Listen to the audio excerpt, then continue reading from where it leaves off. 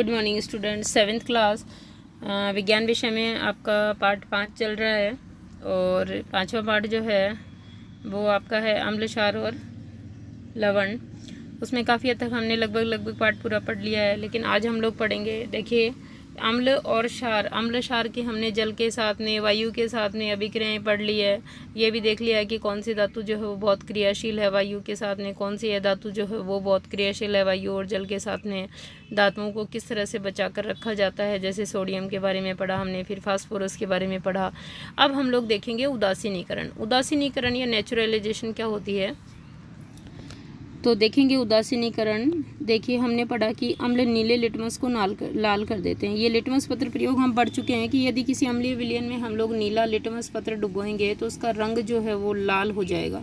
यानी ये एक ध्यान रखने योग्य बात है कि अगर लिटमस पत्र प्रयोग के लिए पूछा जाए कि बताइए अम्ल जो है वो किस तरह के लिटमस पत्र को किस कलर में बदल देते हैं, तो अम्ल नीले लिटमस को लाल कर देते हैं। या अगर आपको प्रश्न पूछा जाता है कि बताइए एक विलयन है जिसके अंदर नीला लिटमस पत्र डुबोया गया और डुबोने पर वह लाल हो गया, तो विलयन की प्रकृति कैसी है? ऑब्वियसली विलयन की प्रकृति जो होगी बच्चों अम्लीय होगी। ठीक है, तो यहाँ से ये आपको नोट कर लीजिए आप कि अम्ल जो है वो नीले लिटमस पत्र को लाल कर देते हैं और क्षारक लाल लिटमस पत्र को नीला कर देते हैं, यानी अपोजिट प्रभाव है। आइए अब ये देखें कि जब किसी अम्ल को किसी क्षारक से मिलाया जाता है, यानी अम्ल और क्षारक की आपस में क्रिया कराई जाए तो क्या बनेगा और क्या होगा। ठीक है, ये देखेंगे हम लोग आज।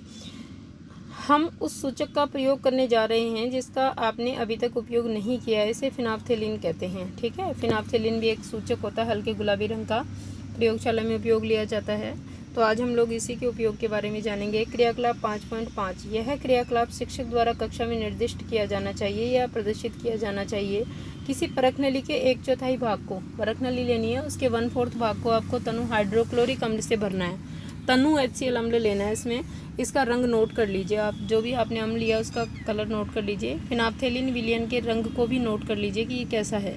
सूचक के 2-3 बूंद यानी फिनाफ्थेलिन की 2-3 बूंद अम्ल में मिलाइए, इस तरह से देखिए आप। ठीक है ना, अम्ल और सूचक मिला रहे हैं हम लोग इस तरह से। अब चित्र 5.4, परख नली को धीरे धीरे हिलाइए। मिलाने के बाद क्या करेंगे? हिलाएंगे। आपको अम्ल के रंग में कोई परिवर्तन दिखाई देता है? अम्लीय विलयन में ड्रॉपर से सोडियम हाइड्रोक्साइड की बूंद डालिए। पहले हमने डाला, फिर फिनाफ्थेलिन सूचक डाला और हम सोडियम हाइड्रोक्साइड जो कि एक क्षारक है उसकी बूंद डालेंगे। अब परख नली को धीरे धीरे हिलाइए। क्या विलयन के रंग में कोई परिवर्तन होता है? विलयन को निरंतर हिलाते हुए बूंद बूंद करके सोडियम हाइड्रोक्साइड विलयन डालना तब तक जारी रखिए जब तक कि हल्का गुलाबी रंग न आ जाए।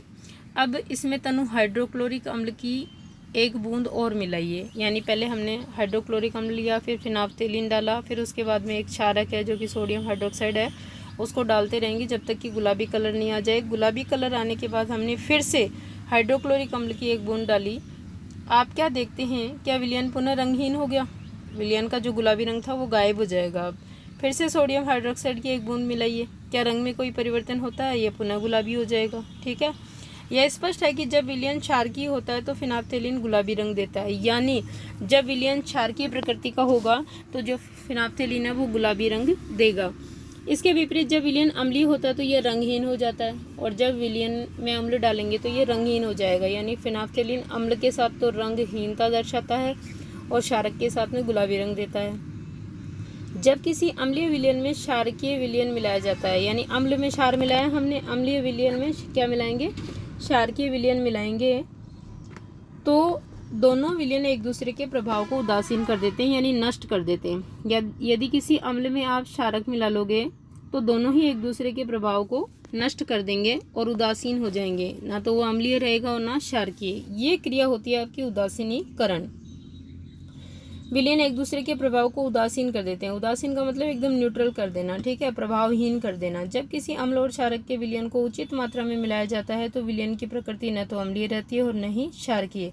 दूसरे शब्दों में अम्ल तथा क्षारक दोनों की ही प्रकृति लुप्त हो जाती है, यानी गायब हो जाती है। इस प्रकार बना विलयन न तो अम्लीय होता है और न ही क्षारकीय। उदासीनीकरण के तत्काल बाद परख नली को स्पर्श करें। आपने क्या अनुभव किया? उदासीनीकरण अभिक्रिया में सदैव ऊष्मा निकलती है। यानी उदासीनीकरण की अभिक्रिया या अम्ल या क्षारक को आपस में मिलाने की जो अभिक्रिया कहलाएगी वो ऊष्माक्षेपी है। ऐसी अभिक्रिया में ऊष्मा निकलती है अर्थात निर्मुक्त होती है। निर्मुक्त ऊष्मा से अभिक्रिया मिश्रण का ताप बढ़ जाता है, जिससे परख नली आपको छूने पर गर्म लगेगी। आई बात समझ में बच्चों? उदासीनीकरण अभिक्रिया में नया पदार्थ निर्मित होता है जो लवण कहलाता है। लवण अम्लीय, क्षारकीय अथवा उदासीन प्रकृति का हो सकता है। अर्थात उदासीनीकरण अभिक्रिया में जो पदार्थ बना है वो लवण है, और लवण जो है अम्लीय प्रकृति का भी हो सकता है, क्षारकीय भी हो सकता है और उदासीन प्रकृति का भी हो सकता है। अतः उदासीनीकरण को निम्न रूप में परिभाषित किया जा सकता है। तो ये देखिए आज का काम भी है आपका ये, यहाँ से उदासीनीकरण की परिभाषा आपको लिखनी है कि किसी अम्ल और किसी क्षारक के बीच होने वाली अभिक्रिया उदासीनीकरण कहलाती है। इस प्रक्रम में ऊष्मा के निर्मुक्त होने के साथ साथ लवण और जल निर्मित होते हैं। तो ये देखिए उदासीनीकरण को इस प्रकार से आप जो है वो एक रिएक्शन के माध्यम से दर्शा सकते हो। अम्ल प्लस क्षार इक्वल्स क्या बनेगा, लवण प्लस जल, और ऊष्मा क्या होगी, निर्मुक्त होगी।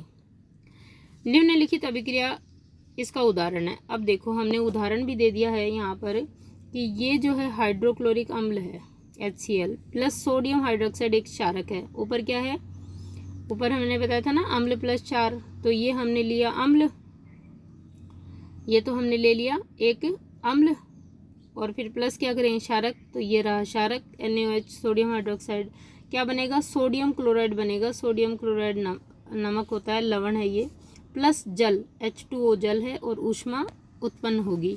तो ये एक उदासीनीकरण का उदाहरण है। तो आपको परिभाषा यहाँ से उदाहरण सहित करनी है उदासीनीकरण की। बूझों ने चूने के पानी में तनु सल्फ्यूरिक अम्ल मिलाया, अभिक्रिया मिश्रण गर्म हो जाएगा अथवा ठंडा गर्म होगा, क्योंकि बूझों ने चूने का पानी जो है वो आपको पता है क्षारीय होता है, और उसमें सल्फ्यूरिक अम्ल मिलाओगे तो उदासीनीकरण अभिक्रिया संपन्न होगी।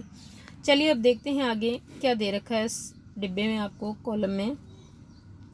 क्या आप अम्ल वर्षा शब्द से परिचित हैं? अम्लीय वर्षा के बारे में सुना है बच्चों? अम्लीय वर्षा क्या है वो देखेंगे। क्या आपने कभी अम्ल वर्षा के क्षतिकारी प्रभावों के बारे में सुना है? जैसा कि नाम से पता चलता है, जब वर्षा जल में अम्ल की मात्रा अत्यधिक हो, क्या होती है अम्लीय वर्षा, कि जब बारिश का जल होगा और उसमें अम्ल अधिक मात्रा में होंगे तो वह अम्ल वर्षा कहलाती है। वर्षा जल में ये अम्ल कहाँ से आए? वर्षा जल अम्लीय इसलिए हो जाता है क्योंकि कार्बन डाइऑक्साइड, सल्फर डाइऑक्साइड और नाइट्रोजन डाइऑक्साइड जैसी गैसें जो वायु में प्रदूषक के रूप में निर्मुक्त होती हैं, है ना, जब जलाने में, कारखानों से निकले वेस्ट में ये गैसें मुक्त होती है और वायुमंडल में चली जाती है। तो यहाँ से ये गैसें जो है वर्षा के जल में घुलकर क्रमशः कार्बनिक अम्ल, कार्बन डाइऑक्साइड तो बनाएगी कार्बनिक अम्ल, ठीक है, सल्फर डाइऑक्साइड बनाएगी सल्फ्यूरिक अम्ल, और नाइट्रोजन डाइऑक्साइड बनाएगी नाइट्रिक अम्ल।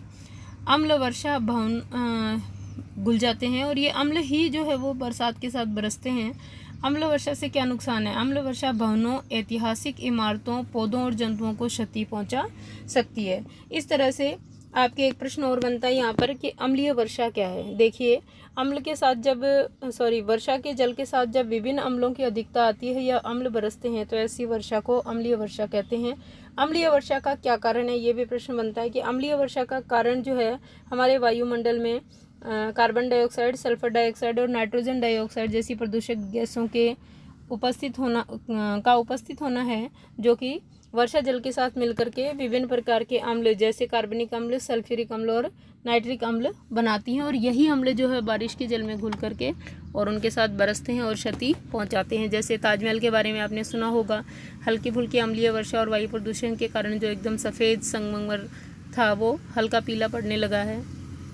इसी तरह और भी जो ऐतिहासिक इमारतें हैं उनमें अम्ल संचारित प्रकृति के होते हैं, संचार करने वाले, जो ह्रास करने वाले, तो उनके गुणों को क्या कर रहे हैं, अम्ल जो है वो नष्ट कर रहे हैं। ओके स्टूडेंट्स, इसके बाद का जो भी टॉपिक है हम लोग कल के वीडियो में देखेंगे।